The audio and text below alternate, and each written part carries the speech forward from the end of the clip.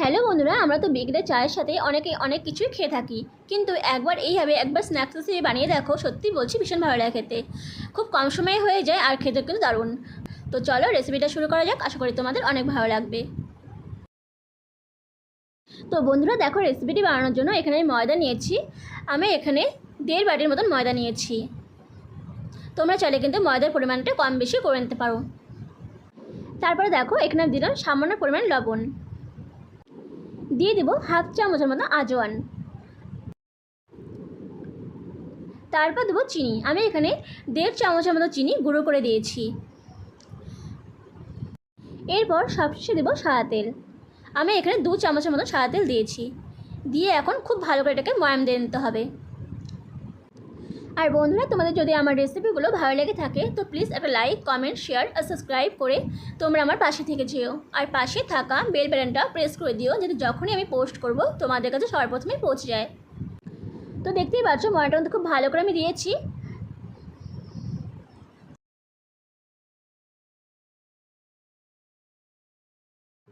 আর এখন দেখুন, অল্প অল্প করে জল দিয়ে ভালো করে এটাকে মাখিয়ে নিব। একবারে বেশি জল দিতে যাবে না, তাহলে কিন্তু জিনিসটা নরম হয়ে যাবে। অল্প অল্প জল দিয়ে কিন্তু তোমরা এটাকে মাখিয়ে নেবে। এইভাবে কিছু কিছু জিনিস বানিয়ে রাখলে কিন্তু চায়ের সাথে খেতে ভীষণ ভালো লাগে। আর খুব কম সময়ে কিন্তু এটা হয়ে যায়। তো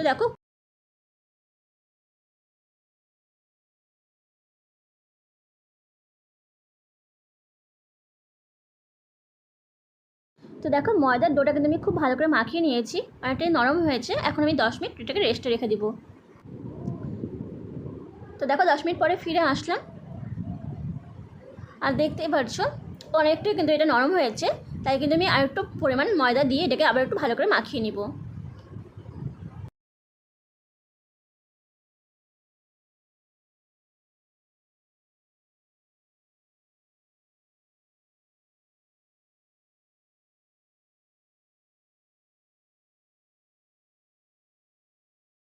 তো দেখো, আটার ডোটা আমি এখন খুব ভালো করে মাখিয়ে নিয়েছি। আবার একটু ভালো করে মাখিয়ে নিচ্ছি। আর এখন আমি এটাকে 4টা টুকরা করে নেব।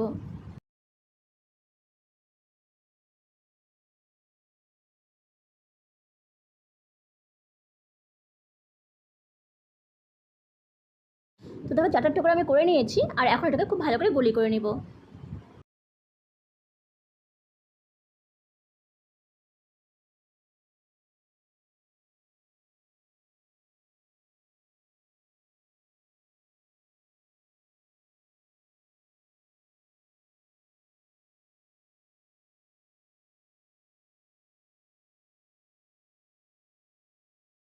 এখন দেখো, নিয়েছি বেলুন চাকি। আর এখন আমি 4টা ডোকে আলাদা আলাদা করে কিন্তু খুব ভালো করে রুটির মতন করে গোল গোল করে নেব।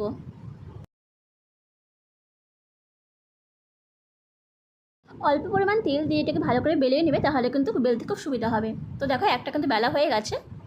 এইভাবে কিন্তু 4টাই বেলে নেব।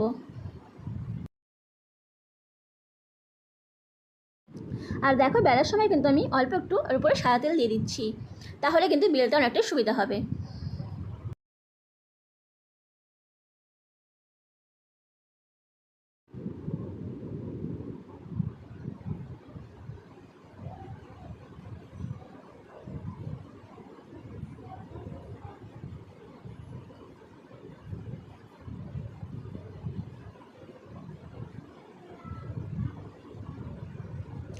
আর বন্ধুরা, খুব পাতলা করে কিন্তু বেলতে হবে। তো দেখো, আমি কিন্তু 2টো রুটি বেলে নিয়েছি। আর এইভাবে আমি বাকি 2টো রুটি বেলে নিব। আর এখন নিয়েছি একটা বড় থালা, যেহেতু এটা ছোটো হয়ে যাচ্ছিলো তাই কিন্তু একটা বড় থালা নিয়ে নিয়েছি আমি, কারণ এটা কিন্তু আবার ভালো করে বেলে নিতে হবে। তো দেখো, এখন কিন্তু আমি একটার উপরে আরেকটা দিয়ে 4টা উপরে পরপর দিয়ে দিব।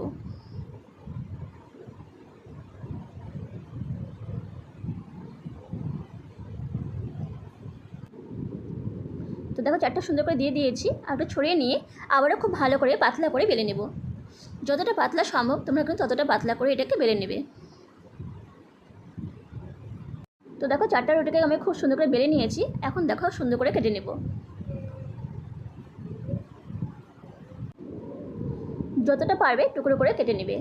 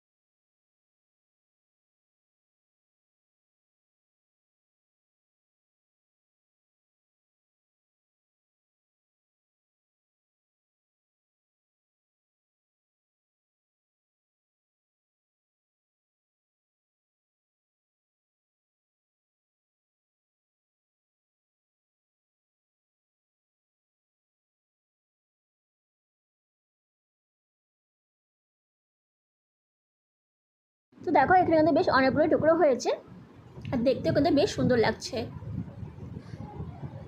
আর এখন আমি এখানে একটা একটা করে তুলে নিয়ে আমি কিন্তু রোল রোল করে নেব। আর দেখো রোলটা আমি দেখিয়ে দিচ্ছি তোমাদের কীভাবে রোলটা করতে হবে। খুব কিন্তু চেপে চেপে এই ভাজটা করতে হবে।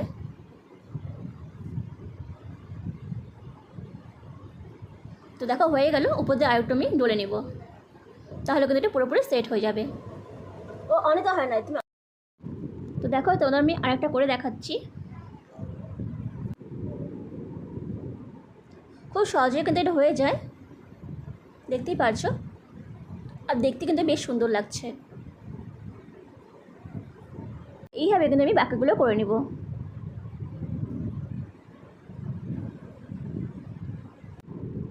তো দেখো একইভাবে কিন্তু আমি সবগুলো এইভাবে করে নিয়েছি আর দেখতে কিন্তু বেশ সুন্দর লাগছে।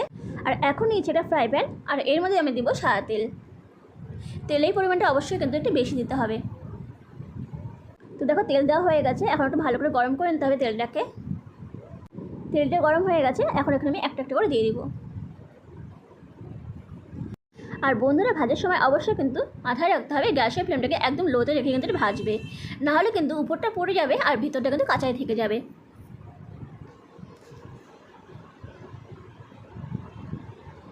তো দেখো সবগুলো কিন্তু দেওয়া হয়ে গেছে, এখন আমি উল্টে পাল্টে সুন্দর করে ভেজে নেব।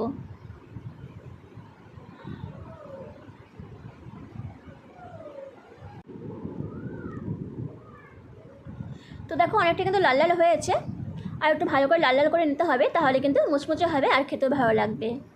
তো দেখো এখন কিন্তু রেডি হয়ে গেছে, আর বেশি ভাজবো না তাহলে কিন্তু পুড়ে যাবে। এখন আমি এগুলোকে নামিয়ে নিব।